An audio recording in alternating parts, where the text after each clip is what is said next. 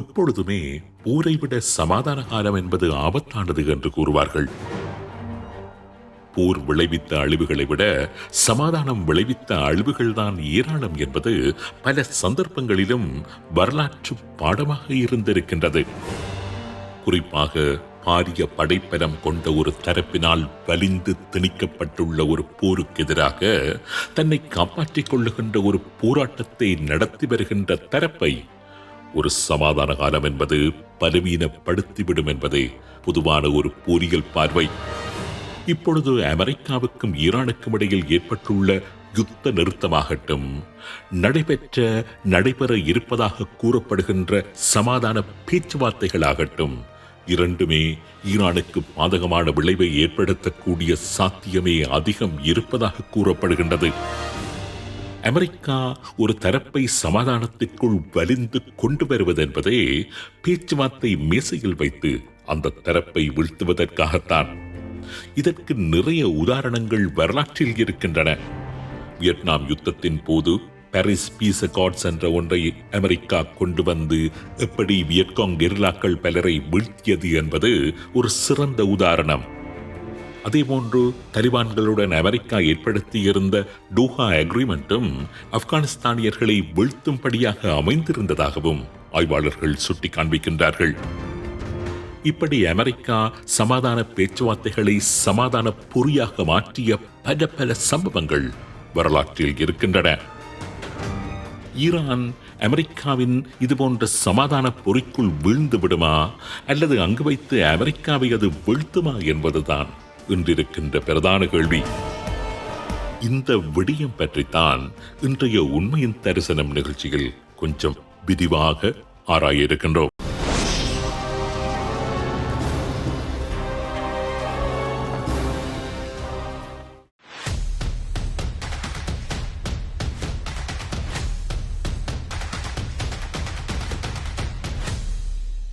முன்னணி market எக்ஸ்பர்ட்ஸுடன் enrich money investor awareness conclave April 25. டிக்கெட்டை இன்றே புக் செய்யுங்கள்.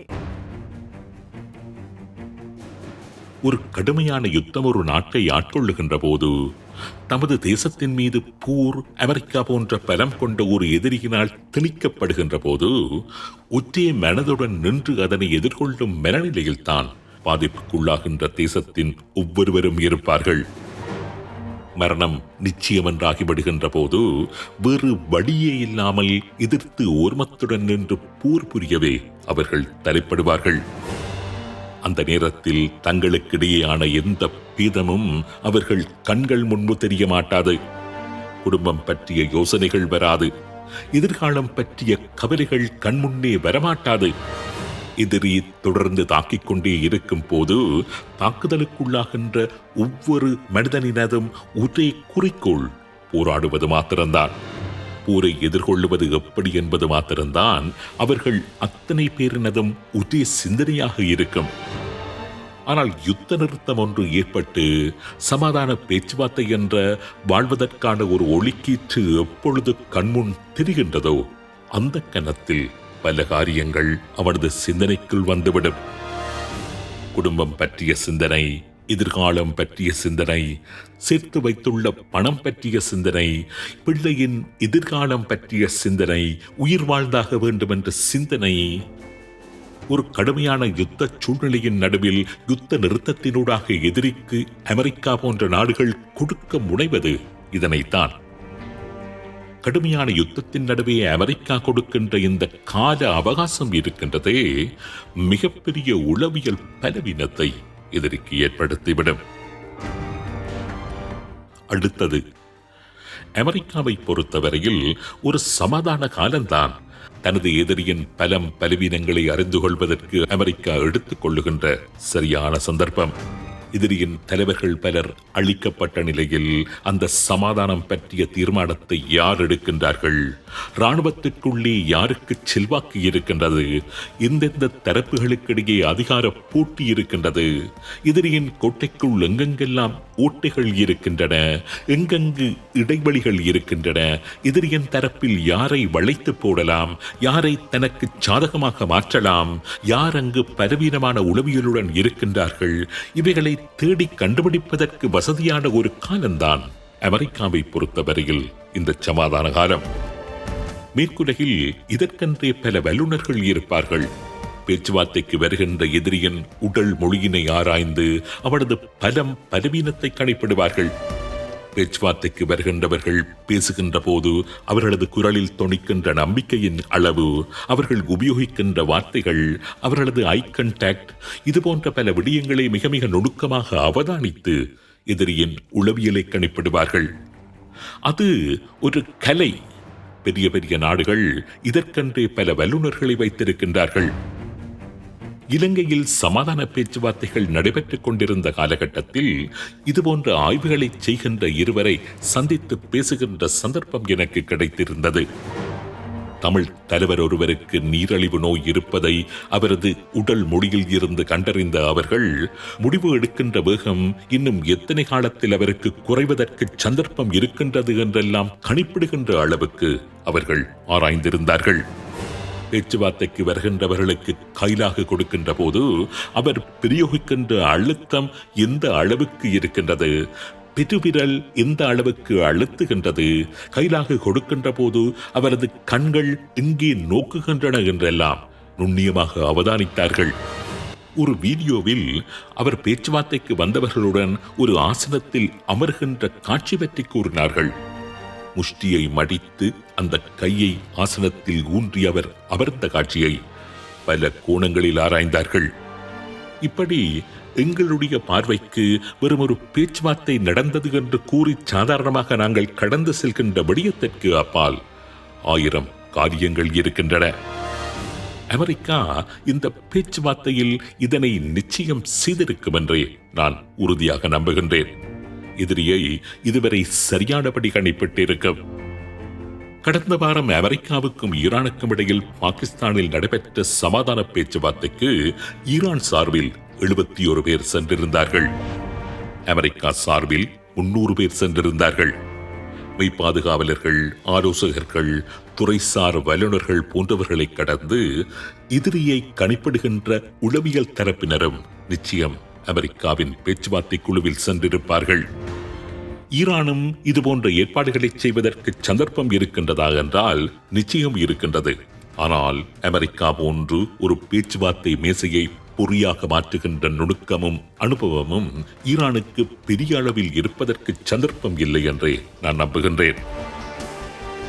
அடுத்தது பேச்சுவார்த்தையை மத்தியஸ்தம் வகிக்கின்ற பாகிஸ்தான். அமெரிக்காவுக்கும் ஈரானுக்கும் இடையிலான பேச்சுவார்த்தையை மத்தியஸ்தம் வகித்து வருகின்ற பாகிஸ்தான் எந்த அளவுக்கு தனது வகைபாகத்தை கவனமாக பேணும் என்ற கேள்வி பலமாகவே இருந்து வருகின்றது.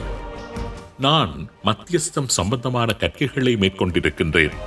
மத்தியஸ்தம் செய்வது எப்படி என்கின்ற கற்கைகள், மீடியேஷன் டெக்னிக்ஸ். மத்தியஸ்தம் செய்கின்ற பொழுது சமாதான பேச்சுவார்த்தைக்கு வருகின்றவர்கள் எந்தெந்த கோணத்தில் அமர்த்தப்பட வேண்டும் என்பது முதற்கொண்டு மத்தியஸ்தம் செய்கின்ற தரப்பு கடைபிடிக்க வேண்டிய விடயங்கள் என்று ஒரு நீண்ட பட்டியலே இருக்கின்றது. என்னை பொறுத்தவரையில் ஈரானுக்கும் அமெரிக்காவுக்கும் இடையில் மத்தியஸ்தம் செய்யும் விதமான எந்தவித அடிப்படை படிநிலைகளையும் பாகிஸ்தான் கடைபிடிக்கவில்லை என்றுதான் கூறுவேன். சமாதான பேச்சுவார்த்தைகளுக்கென்று சில சம்பிரதாயங்கள் இருக்கின்றன. சமாதானம் பேச வருகின்றவர்களின் மனநிலையையும் அவர்களது நோக்கங்களையும் கணிப்பிட்டு அவர்கள் எதனை செய்ய வேண்டும், என்னென்னவெல்லாம் பேச வேண்டும், ஊடகங்களுக்கு என்ன பேச வேண்டும், ஒருவரிடம் மற்றவர் என்ன பேச வேண்டும், அவற்றினை எப்படி பேச வேண்டும், பேச்சுவார்த்தைகள் முடிந்ததும் அந்த பேச்சுவார்த்தைகள் பற்றி எப்படியான அறிக்கைகள் வெளியிட வேண்டும், சிறிய சிறிய விடயங்கள் முதற்கொண்டு பாரிய விடயங்கள் வரை மிக மிக கவனமாக நுணுக்கமாக வரையறை செய்ய வேண்டிய மிகப்பெரிய பொறுப்பு மத்தியஸ்தம் வகிக்க வருகின்ற தரப்புக்கு இருக்க வேண்டும். ஆனால் பாகிஸ்தான் போன்ற ஒரு நாட்டிற்கு இவற்றில் எந்த தகுதியுமே இருப்பதாக தெரியவில்லை. அப்படியான தகுதியை பெற்றபடி பேச்சுவார்த்தைக்கு மத்தியஸ்தம் வகிக்கவும் பாகிஸ்தான் முனையவில்லை. பாகிஸ்தான் ஒரு இஸ்லாமிய நாடு, பாகிஸ்தான் அமெரிக்காவின் ஒரு அடிமை நாடு என்பதை கடந்து வேறு எந்த தகுதியுடனும் பாகிஸ்தான் பேச்சுவார்த்தை மேசைக்கு மத்தியஸ்தம் வகிக்கச் செல்லவில்லை. ஒரு சமாதான பேச்சுவார்த்தை நடைபெற்றால் முதலாவது அமர்வினை தொடர்ந்து அந்த பேச்சுவார்த்தை தொடர்பாக நம்பிக்கை ஏற்படுத்தும் விதமான அறிக்கைகள் செவிகளைத்தான் இரண்டு தரப்புகளுமே ஊடகங்களுக்கு தெரிவிக்க வேண்டும். அப்படியான ஒரு அழுத்தத்தை, வேண்டுகோளை மத்தியஸ்தம் வகிக்கின்ற தரப்பு பேச்சுவார்த்தைகளில் ஈடுபடுகின்ற தரப்புகளுக்கு வழங்க வேண்டும். அவற்றினை ஒரு முன் நிபந்தனையாக கூறிவிட்டுத்தான் மத்தியஸ்தம் வகிக்கவே அந்த தரப்பு முன்வந்திருக்க வேண்டும். ஆனால் பாகிஸ்தான் அதனை செய்ததாக தெரியவில்லை. இன்னும் குறிப்பாக கூறப்போனால், ஒரு சமாதான பேச்சுவார்த்தை நடைபெறுகின்ற போது எதையெல்லாம் பேச்சுவார்த்தைகளில் ஈடுபடுகின்ற தரப்புகள் செய்யக்கூடாதோ அத்தனையையும் அவைகள் செய்து கொண்டிருந்தன. கடந்த வார பேச்சுவார்த்தைகளின் போது கடந்த 12ஆம் திகதி அமெரிக்காவுக்கும் ஈரானுக்கும் இடையிலான பேச்சுவார்த்தைகள் நடைபெற்றன. 5 நாட்களுக்கு முன்பு 7ஆம் திகதி பாகிஸ்தான் பிரதமர் ஷெபாஸ் ஷெரீப் ஒரு எக்ஸ் பதிவினை வெளியிடுகின்றார். அந்த எக்ஸ் தள பதிவில் ஈரானையும் அமெரிக்காவையும் 2 வாரகால யுத்த நிறுத்தத்திற்கான அழைப்பை அவர் உத்தியோகபூர்வமாக விடுக்கின்றார். பாகிஸ்தான் பிரதமர் வெளியிட்ட அந்த எக்ஸ் தள பதிவின் மேலே draft Pakistan's PM message on X என்று எழுதப்பட்டிருந்ததை அளிக்காமலேயே அவர் தவறுதலாக பதிவிட்டிருந்தார். பேச்சுவார்த்தைகள் தொடர்பான அவநம்பிக்கையை ஆய்வாளர்கள் மத்தியில் ஏற்படுத்தியிருந்த முதலாவது சந்தர்ப்பம் என்று இதனை கூறலாம். ஒரு நாட்டின் பிரதம மந்திரி பதிவிடுகின்ற ஒரு எக்ஸ் பதிவை அவரது ஆலோசகரோ அல்லது உதவியாளரோ எழுதி அனுப்புவது என்பது சாதாரணமான ஒரு விடயம்தான். ஆனால் அந்த பதிவை எழுதியது யார் என்பதுதான் சந்தேகத்தை ஏற்படுத்தியிருந்தது. பாகிஸ்தான் பிரதமரின் உதவியாளர்கள் எழுதி பிரதமருக்கு அனுப்பி வைக்கின்ற பதிவு என்றால் டிராஃப்ட் என்று மாத்திரமே போடப்பட்டிருப்பதற்கு சந்தர்ப்பம் இருக்கின்றது. ஆனால் அந்த பதிவின் மேலே draft Pakistan's PM message on X என்று எழுதப்பட்டிருக்கின்றது. அதாவது பாகிஸ்தான் பிரதம மந்திரி எக்ஸ் தளத்தில் பதிவிட வேண்டிய விடயம் என்று எழுதப்பட்டு அவருக்கு அனுப்பி வைக்கப்பட்டிருக்கின்றது. அப்படியானால் அது பாகிஸ்தானுக்கு வெளியே இருந்து அவருக்கு பதிவிடுமாறு கூறி அனுப்பி வைக்கப்பட்டிருக்கின்ற ஒரு டிராஃப்ட். ஆகவே அந்த எக்ஸ் பதிவு அமெரிக்க தரப்பினால் அனுப்பி வைக்கப்பட்ட ஒன்றாகவே இருக்கலாம் என்றே சில ஆய்வாளர்கள் சந்தேகம் எழுப்புகின்றார்கள். அந்த நேரத்தில் ஒரு சமாதான பேச்சுவார்த்தையை அமெரிக்கா தான் விரும்பியிருந்தது, திணித்திருந்தது என்பது குறிப்பிடத்தக்கது. மறுபடியும் அந்த பதிவை கொஞ்சம் கவனமாக பாருங்கள். பாகிஸ்தான் பிரதமர் பதிவிட்டிருந்த அந்த எக்ஸ் பதிவில் 2 தரப்புகளையும் அவர் சமாதானத்திற்கு அழைக்கின்றார். ட்ரம்பை விழிக்கும் போது பிரசிடென்ட் ட்ரம்ப் என்றும், ஈரானை விழிக்கும் போது in all sincerity I request the Iranian brothers என்றும் குறிப்பிட்டு அழைக்கின்றார். பாகிஸ்தான் தரப்பினால் இந்த பதிவு தயாரிக்கப்பட்டிருக்குமானால் அமெரிக்க ஜனாதிபதியை ஒருபோதும் பிரசிடென்ட் ட்ரம்ப் என்று சுருக்கமாக அழைத்திருக்க மாட்டார்கள். வெறுமனே பிரசிடென்ட் ட்ரம்ப் என்று அமெரிக்க அதிகாரிகள் தான் அழைப்பது வழக்கம். பாகிஸ்தான் போன்ற அமெரிக்காவின் நிதியுதவிகளில் தங்கியிருக்கின்ற நாடுகள் ட்ரம்பை பொதுவாக அழைக்கின்ற போது ஹானரபிள், தி எக்ஸலன்சி, அது இது என்றெல்லாம் போட்டு பிரசிடென்ட் டொனால்ட் ட்ரம்ப் என்று அவரது முழு பெயரை குறிப்பிட்டுத்தான் பொதுவாக அழைப்பார்கள். ஆகவே அந்த எக்ஸ் தள பதிவு பாகிஸ்தானினால் தயாரிக்கப்படவில்லை என்பதுடன் அமெரிக்க தரப்பு தயாரித்து அனுப்பிய டிராஃப்டை பாகிஸ்தான் பிரதமர் தனது தளத்தில் வெளியிட்டிருந்தார் என்றே ஆய்வாளர்கள் சந்தேகம் எழுப்புகின்றார்கள். அடுத்ததாக அந்த பதிவில் அமெரிக்க ஜனாதிபதியை பேச்சுவார்த்தைக்கு குறிப்பிட்டு அழைத்த பாகிஸ்தான் பிரதமர் ஈரான் தரப்பினை குறிப்பிடுகின்ற போது ஈரானின் ஆன்மீக தலைவரையோ அல்லது ஈரானின் ஜனாதிபதியையோ பெயர் குறிப்பிட்டு அழைக்கவில்லை. ஈரானிய சகோதரர்கள் என்று பொதுவாகத்தான் அழைத்திருக்கின்றார். இதுவும் அமெரிக்காவின் நிலைப்பாட்டை, அமெரிக்காவின் உளவியல் நடவடிக்கையை வெளிப்படுத்துகின்றதான ஒரு பிரதிபலிப்பு. ஈரானின் புதிய ஆன்மீக தலைவர் உயிருடன் இல்லை அல்லது அவர் கோமாவில் இருக்கின்றார் என்பது ஈரானியிட்ட அமெரிக்கா மேற்கொண்டு வருகின்ற ஒரு பரப்புரை. ஈரானின் ஜனாதிபதிக்கும் ஈரானின் இஸ்லாமிய புரட்சிகர படைக்கும் இடையில் முரண்பாடு என்பதும் அமெரிக்கா கட்டவிழ்த்து வருகின்ற ஒரு வகை பிரச்சாரம். அமெரிக்காவின் இதுபோன்ற பரப்புரைகளை பிரதிபலிக்கும் வகையிலேயே ஈரானிய தரப்பை வெளிக்கின்ற போது ஈரானியன் பிரதர்ஸ், அதாவது ஈரானிய சகோதரர்களே என்று பொதுவாக அந்த பதிவில் வெளிக்கப்பட்டிருக்கின்றது. ஆக பாகிஸ்தானினால் முன்னெடுக்கப்பட்டு வருகின்ற சமாதான பேச்சுவார்த்தைகள் என்பது அமெரிக்காவினால் திட்டமிடப்பட்டு அமெரிக்காவின் எண்ணத்தின்படி அமெரிக்காவினால் முன்னகர்த்தப்படுகின்ற ஒரு பொறியாக இருப்பதற்கான சாத்தியம்தான் அதிகம் இருக்கின்றது. அது மாத்திரமல்ல, பாகிஸ்தானில் நடைபெற்ற பேச்சுவார்த்தைகளில் சந்தேகத்தையும் நெருடல்களையும் ஏற்படுத்துகின்ற இன்னும் பல விடயங்களும் இருக்கின்றன. ஈரானின் பேச்சுவார்த்தைக்கான தூதுக்குழு பாகிஸ்தான் வருகின்ற போது பூரண சீருடை தரித்துச் சென்று அவர்களை வரவேற்ற பாகிஸ்தானின் ராணுவ தளபதி அசிம் முனீர் பேச்சுவார்த்தைக்காக பாகிஸ்தான் வந்த அமெரிக்க தூதுக்குழுவை கோட் சூட் அணிந்து சென்று வரவேற்றிருந்தார். இப்படி அமெரிக்காவுக்கும் ஈரானுக்கும் இடையில் பாகிஸ்தானில் நடைபெற்ற பேச்சுவார்த்தைகளில் சந்தேகத்தை ஏற்படுத்துகின்ற, நம்பிக்கையை தராத பல காரியங்களை அவதானிக்க முடிகின்றது.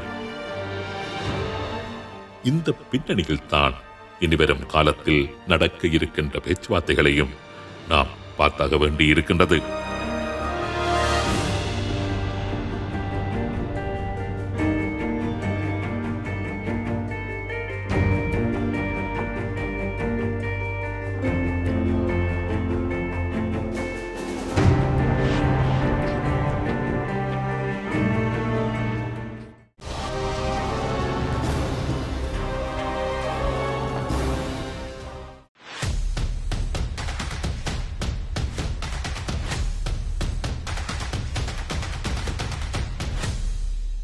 முன்னணி market எக்ஸ்பர்ட்ஸுடன் enrich money investor awareness conclave April 25. டிக்கெட்டை இன்றே புக் செய்யுங்கள்.